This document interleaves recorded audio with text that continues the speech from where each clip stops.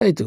তাহলে আসো 8 দুগুণে 16 প্লাসে মাইনাসে মাইনাস, এবং নিচের ঘরে খেয়াল করো 12 একে 12 প্লাসে মাইনাসে মাইনাস, 15 0 0 এবং 18 একে 18, এরপরের লাইন হচ্ছে 7 দুগুণা 14।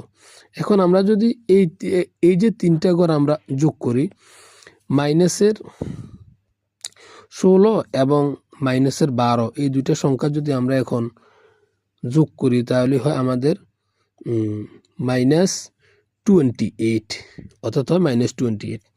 এবং নিচে দুইটা সংখ্যা রয়েছে, খেয়াল করো, এই যে 18 এবং 14, তাহলে এখানে কত হয়? এখানে হয় 32, এখানে এই রেজাল্ট হয় 32। তাহলে এটা হচ্ছে প্লাসের।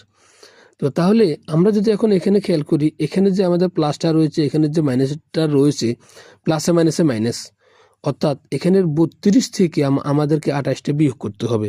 তাহলে 32 থেকে 28টা বিয়োগ করলে থাকে কত? 4। এখন আমাদের এই যে 4টা, এটা কিন্তু আমরা এখানে সামেশন FI UI দিয়ে আমরা এটা করে ফেলবো 4। এখন আমাদের সংক্ষিপ্ত পদ্ধতিতে গড় নির্ণয়ের যে সূত্রটা রয়েছে, এটা খেয়াল করো। সংক্ষিপ্ত পদার্থ সারণী হতে সংক্ষিপ্ত পদ্ধতিতে গড় নির্ণয় করো। এইটার জন্য কিন্তু এখন আমরা সূত্রে চলে যাব। সুতরাং নির্ণয় গড় সমান A plus summation FI UI ভাগ N ইন্টু H। এটা হচ্ছে আমাদের সূত্র, যেখানে আমাদের A এর মান হচ্ছে 45.5। এটা কিভাবে আসলো আমি একটু এখনই এটা ব্যাখ্যা করব, খেয়াল করো। এরপরে N এর মান হচ্ছে আমাদের 60, এটা।